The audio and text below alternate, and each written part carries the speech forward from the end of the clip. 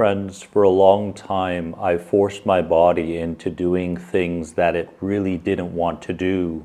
And that doesn't mean just physically. It means mentally, emotionally, and even spiritually. It wasn't until I allowed my body to start leading me, listening more intently, that I started to actually heal my anxiety and dysregulation. Today, we're diving deep into the safety deposit method. Very practical, very powerful. Let's dive in.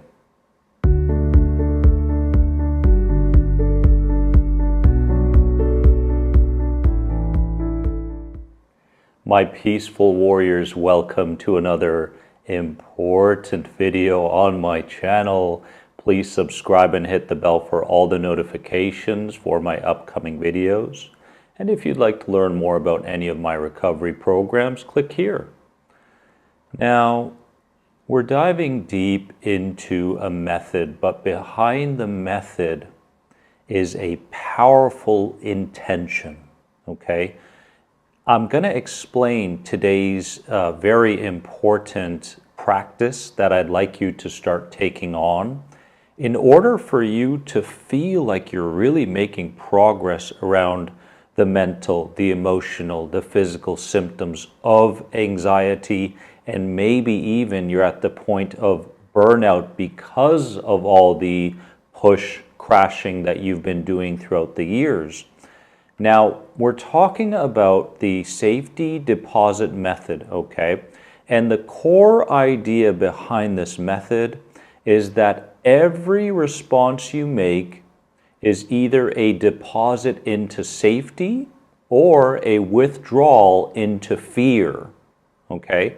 So at the end of the day, what I want you to kind of remember, okay, and remind yourself of is, did I make more deposits or did I make more withdrawals today?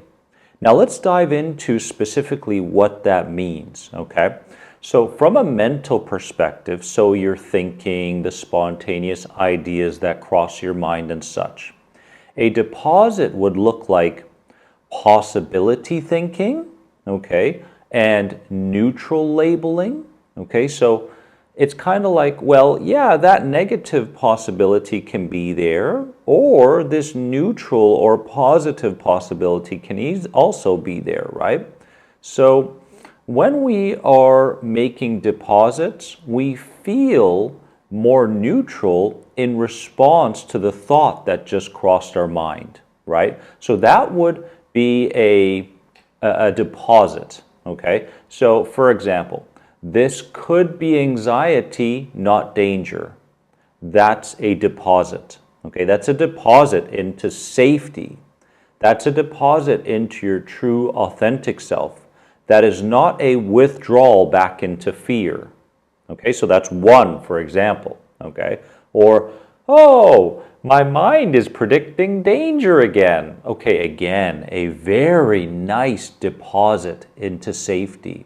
That could be two, right? So now withdrawal, what could be a mental withdrawal? A mental withdrawal could be catastrophically, oh, I have that thought, what if it could come true, right? And it's kind of like chasing certainty. It's chasing certainty. So if you are falling back into fear, it's more so following and giving energy and behavior around any kind of thought that spurs on initial fear within you, okay? So that would be a withdrawal. So we want to, in the mental perspective, stay obviously in the places of more deposits than withdrawals throughout the day, okay? Now, what about the emotional, okay? Because we're also making deposits and withdrawals emotionally. So emotionally, a deposit would look like this. You stay emotionally neutral during a surge of adrenaline. Okay, so this is huge here. This is huge. So You're going through your day and you've got a certain rhythm. I talk about the middle way. You're staying in the middle way. There's a certain rhythm throughout the day that keeps you aligned with safety perceptions. Okay, so that's happening. But there's this surge that happens. You get an email or a WhatsApp or something occurs and you can feel your heart thumping loudly. You can feel your body going into a bit of a freeze position. You can feel your mind getting caught up in what just happened, okay? So in that place, the initial surge shows up, but you stay in the middle way and you come back to the emotional neutrality, because when you're in that neutral place of emotions, okay, the surge goes up, but then you come down again and you keep your rhythm going. The surge happens and you come down and keep your rhythm going. This is absolutely huge in relation to making deposits into safety. Now, withdrawal would look like this, okay? I feel the initial alarm and I continue to feed that alarm in relation to what could go wrong around it, what I've done wrong, who I've let down, how I haven't been perfect in this particular area of my life, how things in the future are just going to get worse because of this. And then it has another surge, and then another surge, and another surge. And that middle way, that rhythm that you've been going throughout the day, look how far you are from that now, right? So it's best to have the surge, and then you are closer to emotional neutrality. You remind yourself of a particular idea around safety, right? Or you do something with your body in relation to loosening or taking a deep breath, and you come right back to living in that rhythm again. Okay? So again, from the emotional perspective, we're talking about staying emotionally neutral during a surge, okay, an adrenaline surge, okay? We're not fighting it. We're not spiraling around it. We're not trying to force it away. Because if you're trying to force something away, okay, then you are making withdrawals back into fear. Okay, that's one point, for example, in relation to withdrawals. Now, what about behaviors as you go through the day? We're talking about the safety deposit method. Okay, how can we make deposits in relation to behaviors? Okay, the way we can do that is to delay the compulsion. Okay, delay the compulsion. This is a big deposit in relation to safety. So, you want to eat that processed food because it makes you feel really good quickly, and you've been feeling like crap all day long. Okay, but you delay that compulsion, right? You give it a few minutes, and then the need to act around that initial compulsion starts to decrease and decrease to the point where you go, now I can see clearly how this will affect me long term. This is huge because we, with anxiety, have been living in this place of idea, reaction, right? Stimuli, reaction. There's no space in between the initial surge, that space that says, oh, what is this going to do to me long term? What is this going to create within me as an identity? What if I do this, what direction is it going to lead me? Ooh, right? So there's that space. We create that space by going, I'm going to delay the compulsion to play the video game that's stimulating. Okay? I'm going to delay the compulsion to watch that horror movie that I know creates adrenaline surges within me that just keeps me in a state of dysregulation. Whatever it may be, okay? Another deposit is kind of, you keep living gently. You keep living gently, right? Okay, I feel the vibrations in my body, but I am gentle in response to it, okay? I can see how things are happening in the outside world, but I am gentle towards those people in perception and behavior. There's a gentleness that starts to take over this hardened way of living. The hardened way would be, oh my God, symptom, let's take this away, right? Or, oh my goodness, is my life going to continue going this direction? And there's this need to fix things very, very quickly, right? That's not the way we're talking about living here. That's not the middle way. So we want to make more deposits, less withdrawals into fear when it comes to behaviors, okay? So we're talking about delay checking, okay? Delay checking your symptoms. Keep your day moving forward gently. Live with a rhythm that reflects safety, okay? So these are the kinds of things that we talk about in relation to deposits. Now, if we're talking about withdrawals back into fear, we're talking about doing anything to make the feeling stop right now.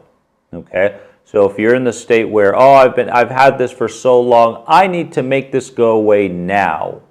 That would be a withdrawal back into fear, not a deposit into safety. Okay? We want to lose that mindset when it comes to any element of anxiety, because that is the very thing that's keeping you from listening more intently and deeply into the instructions within you, the wisdom within you that already knows how to heal. And often, if not every single time, the healing occurs through a certain intention to live more gently towards yourself, live more gently towards others, and to delay compulsions that show up that say, you have to do this now. Okay, so that's in the behavior area. Now, to round this off, it's very important that we make good deposits, consistent deposits in relation to our free time. Okay, so a deposit would be conscious habits, okay? And a withdrawal back into fear would be unconscious habits. A good deposit when you have free time is to lay down and feel your symptoms fully. If you're doing my surrender sessions on YouTube here, then you're already on your way to gaining tremendous amounts of progress in relation to your symptoms through those surrender sessions. Okay? So a deposit is a conscious habit, not an unconscious one. An unconscious habit would be to scroll on your phone. Do you know how much brain juice that uses? Okay, you may think, oh, it's just, a few minutes. Well, it turns into a few hours of doom scrolling, right? Getting caught up in this division, that anger, all these sorts of things that are happening on social media. So, conscious habits with your free time. Lay down. Give yourself permission to rest. Give yourself permission to take a warm shower. Give yourself permission to go to sleep earlier. Give yourself permission to just sit and be with the sounds that are arising in your room or in your environment. These are conscious habits, not unconscious ones, okay? Now, my friends, the rule for this, okay, to kind of sum it all up, the safety deposit method as you're going through the day, okay, is healing equals more deposits than withdrawals, right? Healing equals more deposits than withdrawals. It's about consistency, and as you are living consistently in alignment, okay, with safety, it's important that you understand that, yes, that lower self will try to pull you back into judging your progress too quickly. You're not there yet. What you're doing isn't working. Okay? You know this. You know this very, very well. Remove that mindset and understand that you are creating a new life for yourself. Okay? The first part of your life, or the first third of your life, is about going through the difficulties, learning what you need to, and now you're applying what you've learned over those years. Okay? You are changing. Embrace that change. okay? Your perceptions, the way you create meaning around life, these things are all changing. Embrace that change rather than go, oh, can I really do this? That's just the defense mechanism showing up again. You're going to get so many of those, okay? So more deposits, less withdrawals.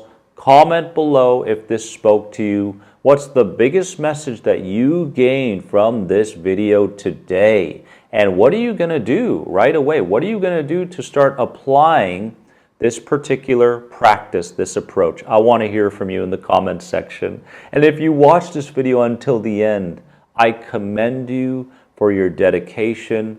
And it's just wonderful that we can spend a few moments here together and you allow me to kind of guide you back to who you truly are deep down. I love you from the bottom of my heart. Please share this video with someone who may need it out there. And remember that you are more than anxiety. Enjoy your tea. I'll see you in the next one. Bye-bye.